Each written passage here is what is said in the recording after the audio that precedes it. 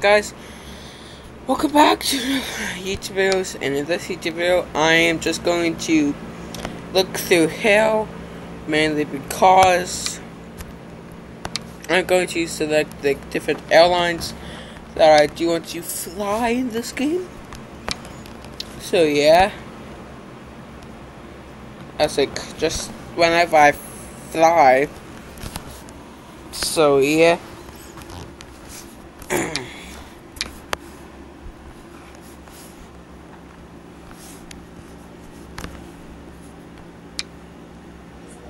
Spaghetti with meat sauce. Wow.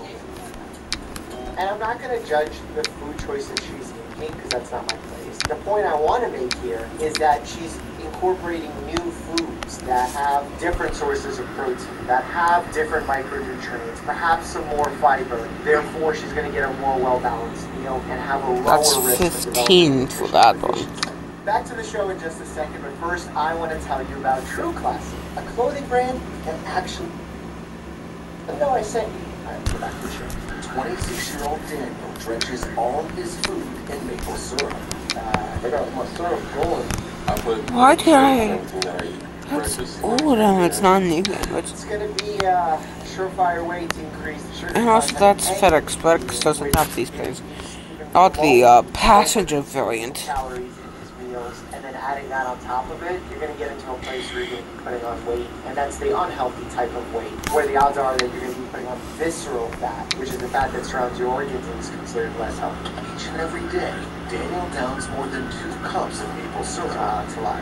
That amounts to nearly 2,000 calories a day. That's how much an average adult should really consume, period, and he's just doing that with the maple syrup. And it doesn't look like he's using a high-quality maple syrup, which to me doesn't really reflect the true nature of maple syrup, where if you truly tap and truly get the maple syrup out of it, you're going to get some nutrients, but in these hyper-processed ones, a lot of times what you're going to get is just processed junk, refined carbohydrates that spike your blood sugar, spike your insulin, create all sorts of unintended, unhealthy effects. His eating habits are catching up to him. Him. He's not as active as he was. He's not as energetic as he was. The maple syrup is taking its toll on his body. Yeah, when you're going to over-consume the maple syrup, what's going to happen is your body's going to store the excess sugar as triglycerides. It's going to deposit itself in your liver. You're going to have insulin spikes. You're going to see hormonal changes. And most importantly, you're going to see body fat increases. And when you start carrying excess body fat, your risk of heart attack, stroke, cancers go up. It really is a detrimental effect on the human body.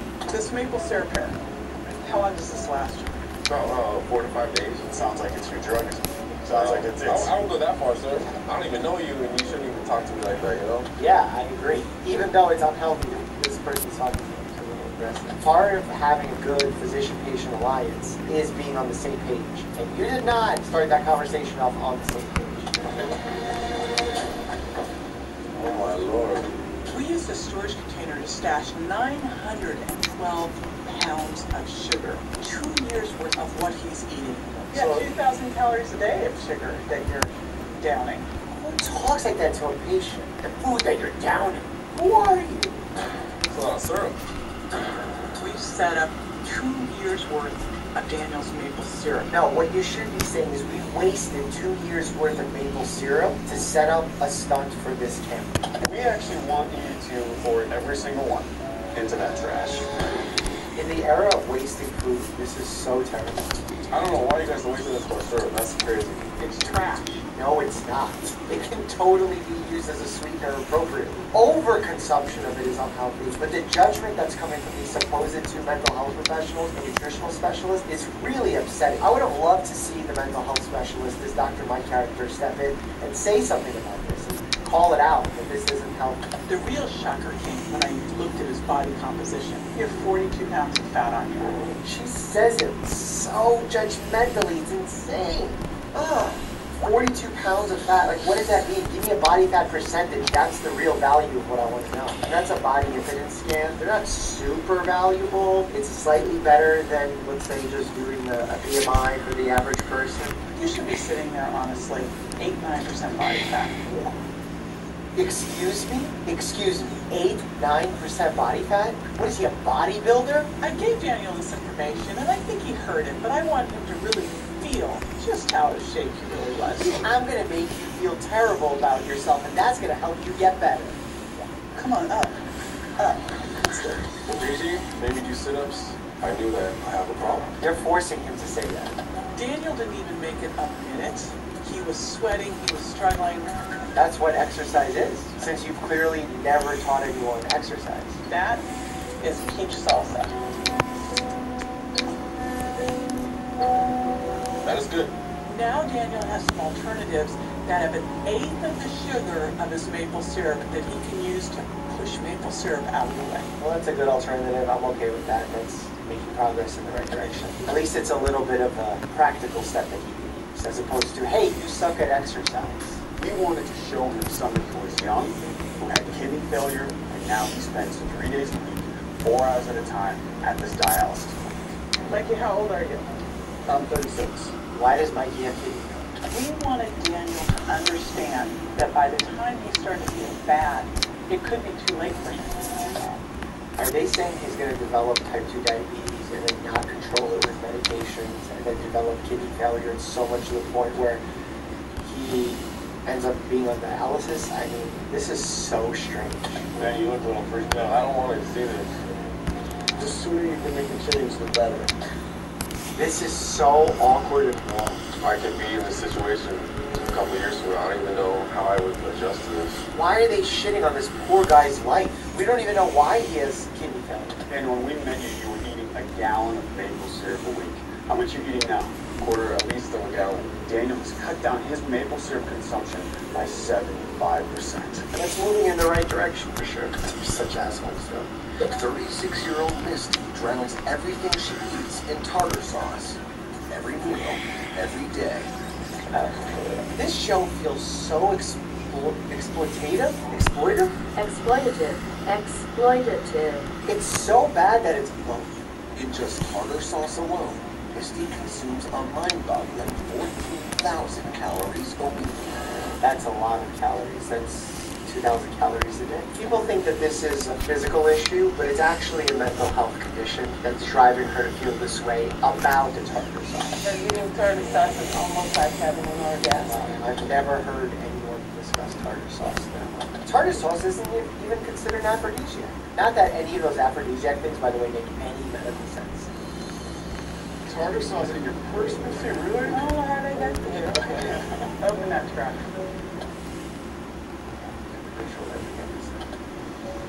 There's another one. Oh, I thought they were going to fill up the truck with tartar sauce. For real? Yeah, for real. We'll have legitimate medical issues, and this is how they treat it. We're going to send a year's worth of tartar sauce rushing towards you right now. Are you ready? Here it comes. This is so sick. Just to see all that ooze and booze sliding down the slide, getting the grocery out. It's all the fat in that tartar sauce. This is, oh no. If there was a shortcut to creating an eating disorder, it's this. What do you see? Can you see it, Hannah? You're obese and most likely at this point morbidly obese. The fact that you say that with a scowl makes you a scumbag. This could be as bad as it gets, but if you keep going.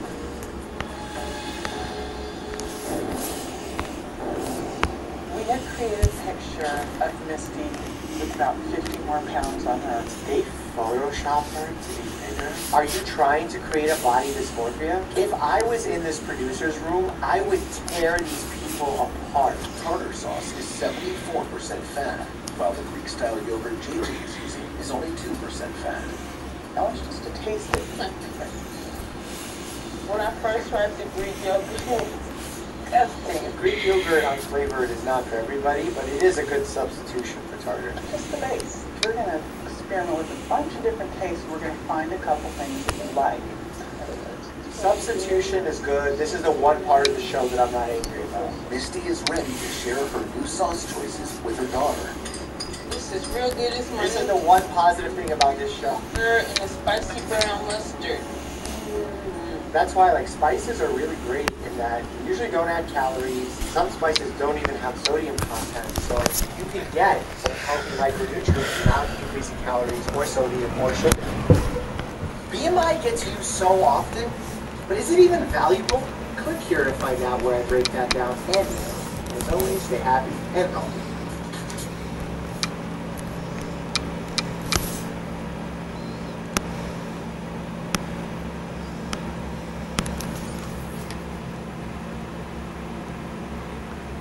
Delta is the world's second largest airline, both in terms of fleet size and the number of passengers it carries. So anytime it places an order for a new plane, it's bound to make some noise. Its recent order for an absolute boatload of 737 MAX 10s is no exception, as it's the largest order Boeing's received in years.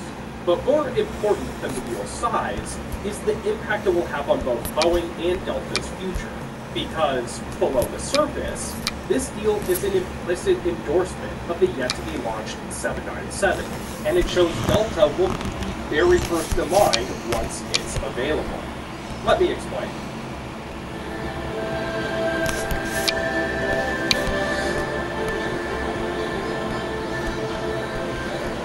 Before hopping into the video, did you know that you're probably overpaying for flights? That's because many booking websites track your online activity. They know exactly where you want to fly and when.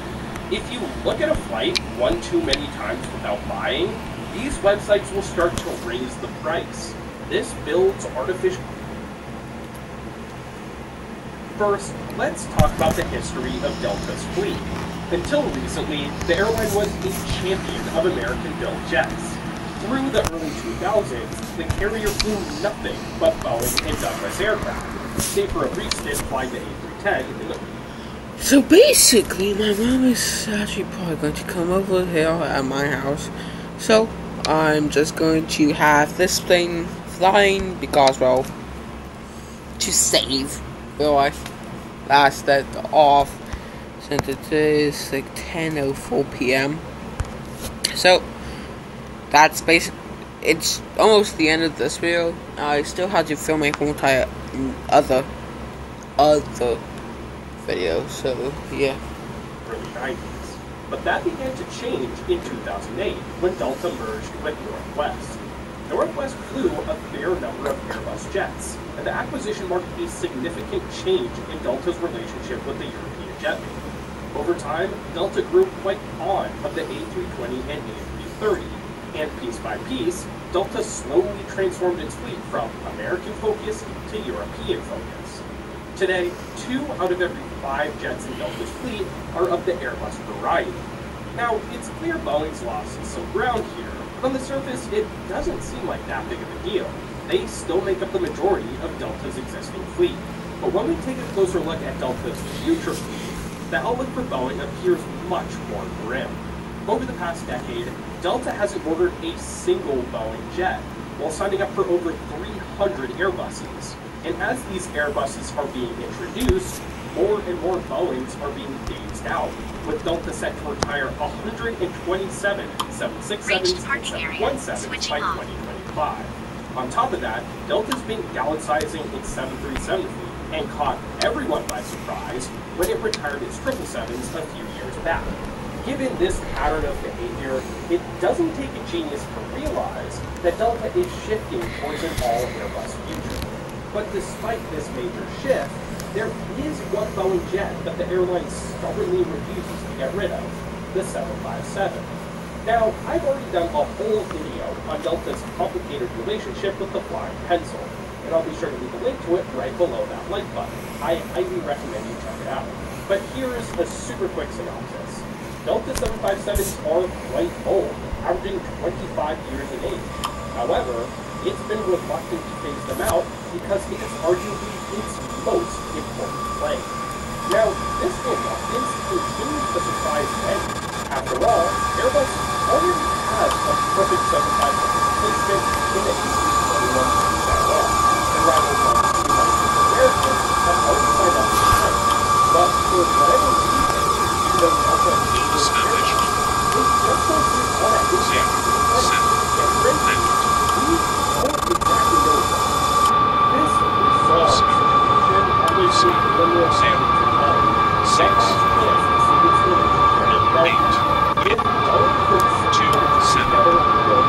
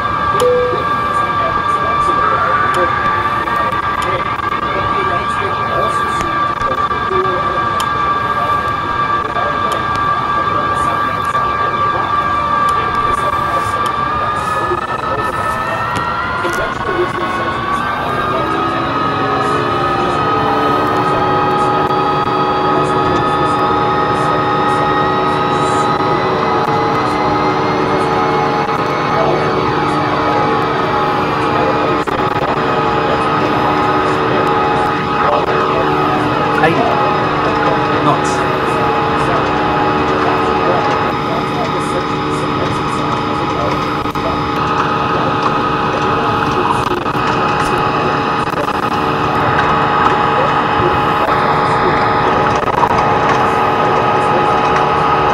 V1.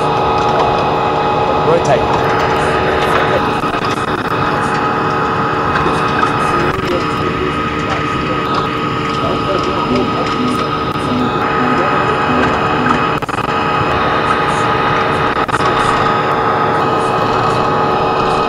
Positive brake.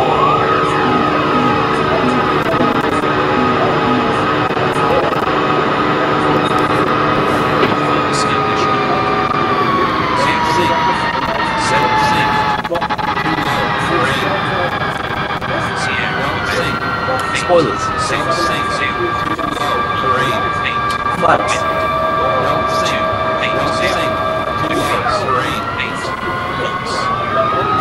Spoilers. Flaps.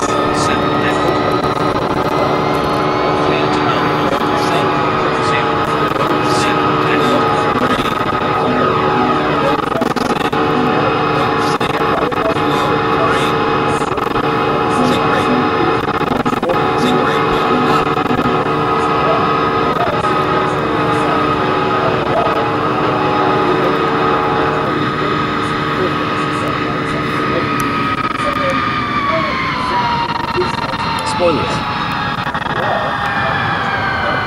Flaps.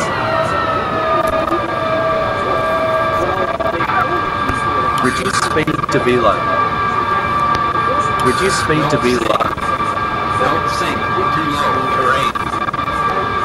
Sink brake. Sink brake. Pull up. Gear down. Sink brake. Sink brake. Pull up. Don't sink. Don't sink too low. Terrain. Don't sink. Don't sink too low. Terrain. Sink brake. Sink brake. Keeping around just a few should be alright. The jet's a bit of a gas pump, sure, but it's not that expensive to maintain. Delta has one of the best maintenance networks in the world and has gotten exceptionally good at streamlining 757 repairs. Ultimately, Delta might be the only mainline carrier who can keep flying the plane for another decade without it being a burden on overall profitability. At the end of the day, 737 to state the obvious, it's going to make them eat tons of money up front, to the tune of tens of billions of dollars. But more importantly, it's going to make them a lot of money in the long run, breathing new life into the 797 and rekindling a partnership with Delta that seemed like a lost cause. Well, that's going to be the end of this YouTube video, and bye.